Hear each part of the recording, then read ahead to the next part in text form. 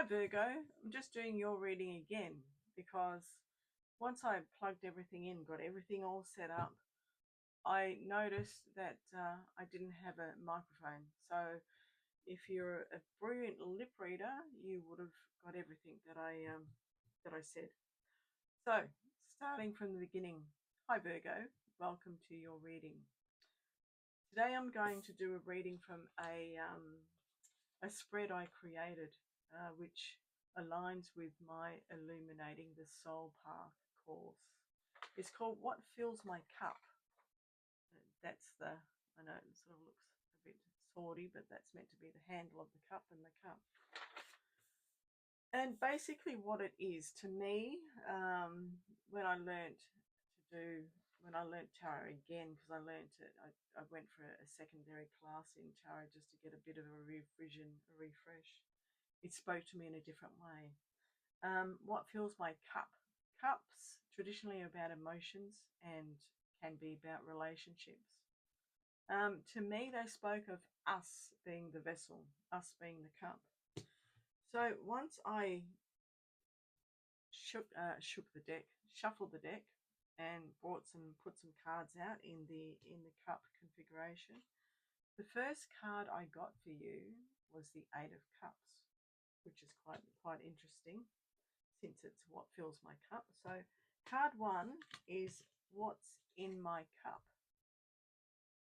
Card two is what do I need to put in my cup? And we've got High Priestess, which is intuition, the middle ground, middle path. What to take out of my cup? And we have the Tower. So it's a little bit of an upheaval situation. But I believe this is something that you've sort of done yourself. If we have a look, now that I've taken time, now I've done one partial reading, and now doing it again, I can sort of see this is something that you've sort of preempted yourself just to sort of clear a bit of stuff away. Card four is where to share my cup, which is Temperance, which is a great card to be in that place. You can see he's either sharing, glass of wine, glass of water, cup of tea, whatever is sharing, but it's to do with moderation and patience and balance, and also the High Priestess is bringing balance in as well. Now, what supports my cup with sustenance was the Five of Swords, which is a bit, I'm not sure why that card is down there. Maybe that's one reason why you've brought the Tower card in. You've brought the energy in to sort of shake things up and sort of send you off on a new pathway. So basically that's what's occurring here. What's in my cup is you've been feeling a little bit of confusion, a bit, your waters have been sort of stirred up a little bit, your internal waters, which is water is emotions, but your internal self has been sort of put into a little bit of a spin.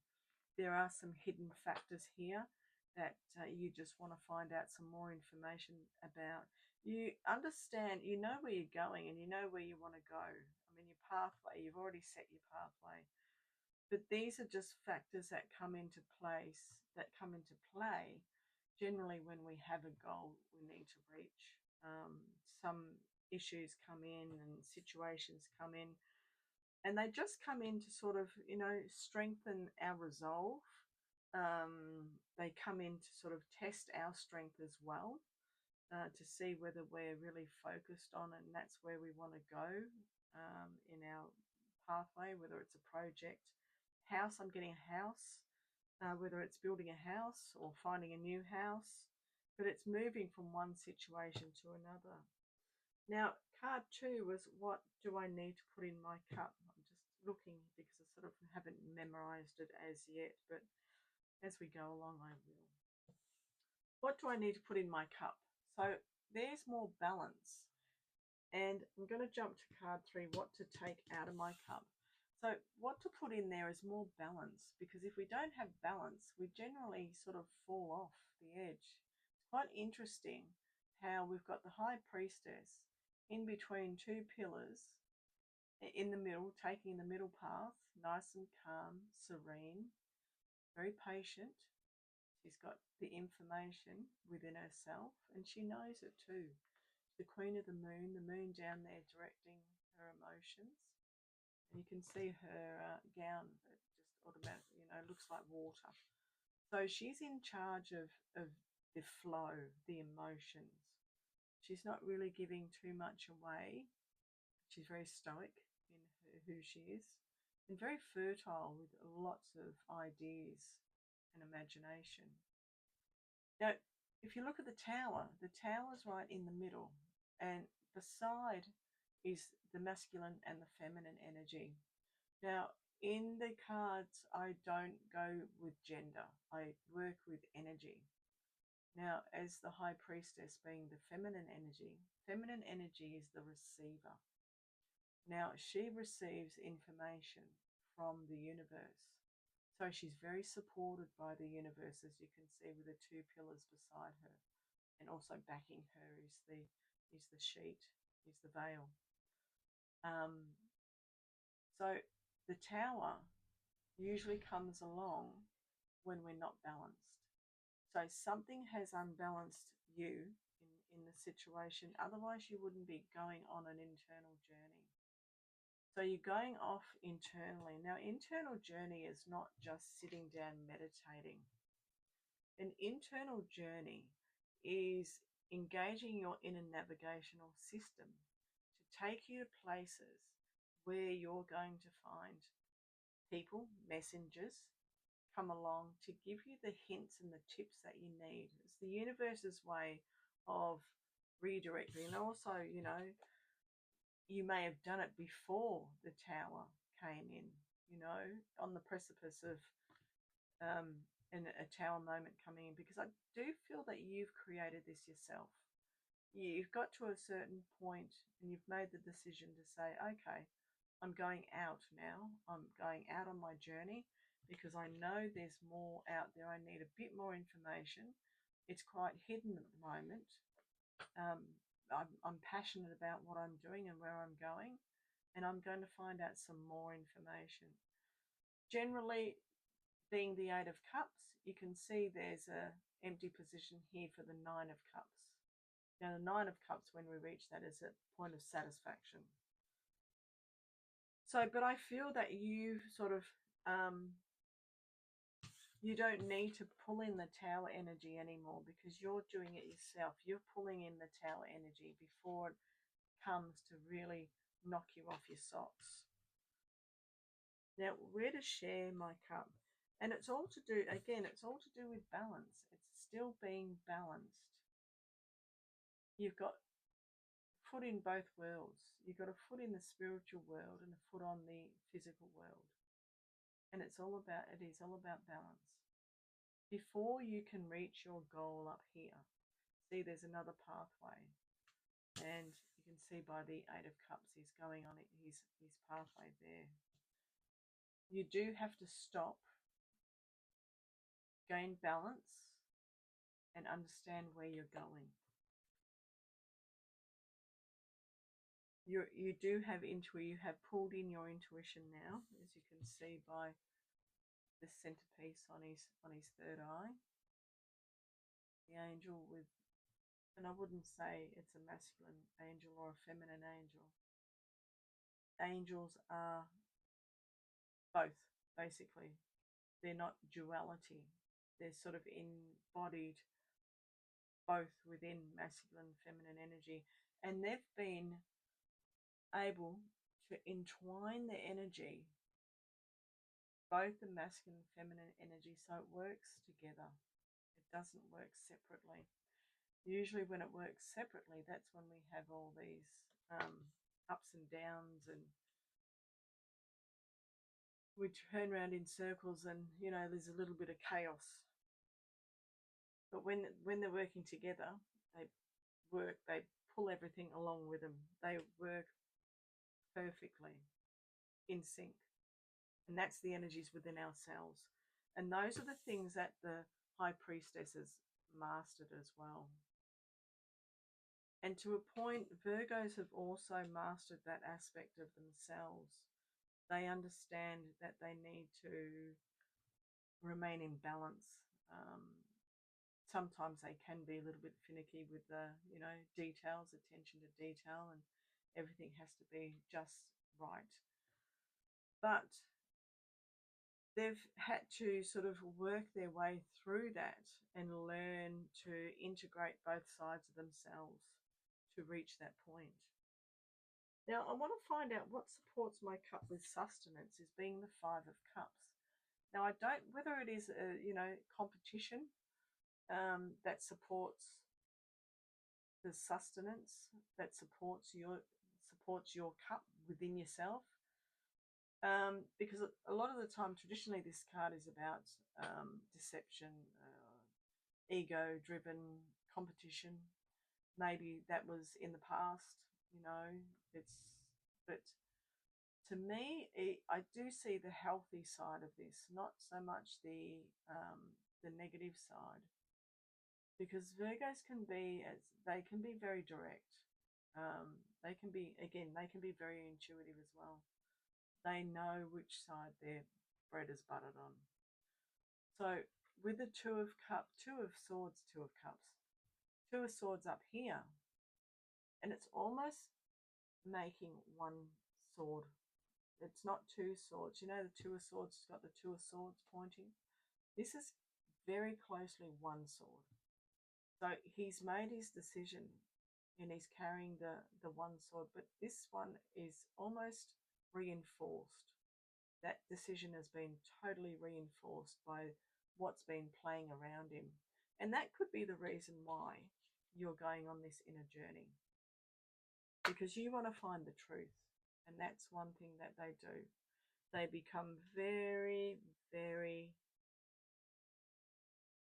patient, and they allow things to play out in front of them until they get to the truth. And it's the other people that walk away because they know they've sort of done the wrong thing. See how they've got two swords down the bottom? So the choice that these people had is gone. So they're not making a choice anymore because you are holding on to that one sword. And the swords to me are our moral authority. Because they're double-sided, they have a chance to heal ourselves or harm ourselves. Now, with him holding the one sword down here, it's not in play. It's sort of down. It's not playing anymore. But holding this one up here, almost like the King of Swords, it's doubly reinforced that my moral authority, my intention is to not harm myself anymore and not play these games. It's to stand in my own sovereignty and be who I am. And for you to see who I am, that I'm not a person to be played with, basically. I'm growing. I've grown since the last time you saw me. And I'm very passionate about my journey. I'm very passionate about where I'm going and my plans. Again, I'm getting the word house. So whether it's got something to do with house or moving, or even could be our own container, being, you know, at home where we live within ourselves. So I find that very interesting, but I'm also going to put a clarifier onto that card down there, the Five of Swords, to find, there was a Nilly card coming out there, Nilly. Let's have a look and see.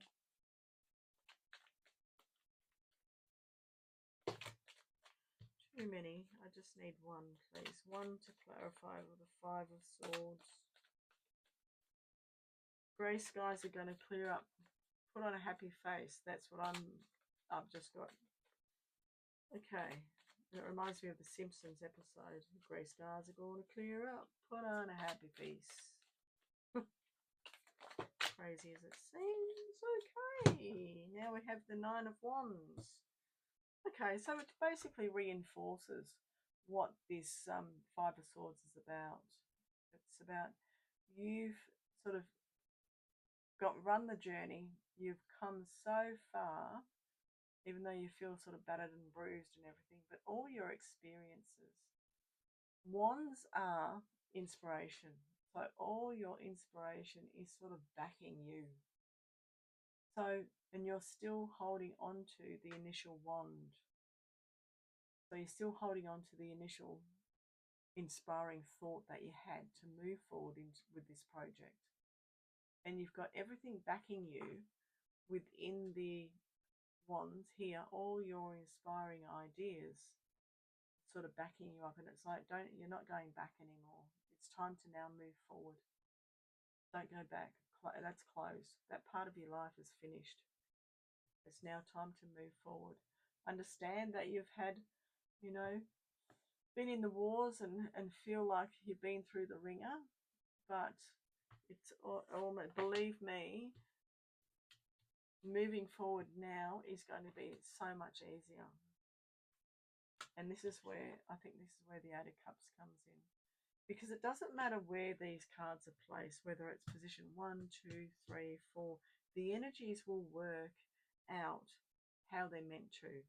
So you may be in this position here, at number, card number 5. You may have just come through this and now you're sort of standing sovereign, feeling who you are. And this is who I am. And, basically don't mess with me anymore. And this is who I'm going to be moving forward. Because you've come through the ringer. Behind you is all the inspiring ideas ready to be put into motion. So now it's a matter of sort of, tuning into your internal navigation system. It's still a little bit hidden, so there's still a little bit more to do, but that's okay because you know you're going to get there. You're very passionate about it.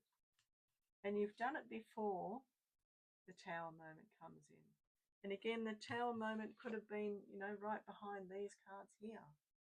This is the Tower moment where you've sort of, had to gain that inspiration, that illumination, to say, okay, come on, let's jump out of the old ways. Let's, come into the new part of yourself. Gaining more inspiration, gaining more intuition, involving your feminine side a lot more, receiving more instead of giving, because Virgos can be givers, but then they do have a cutoff point. It's like, well, I'm sorry, I've given you so much and I'm not really seeing anything come back. So bang, that's it, finished. But this is also about receiving. It's receiving that knowledge and inspiration. It's going through the shadow parts of yourself and the light parts of yourself. Becoming more balanced and stable within yourself.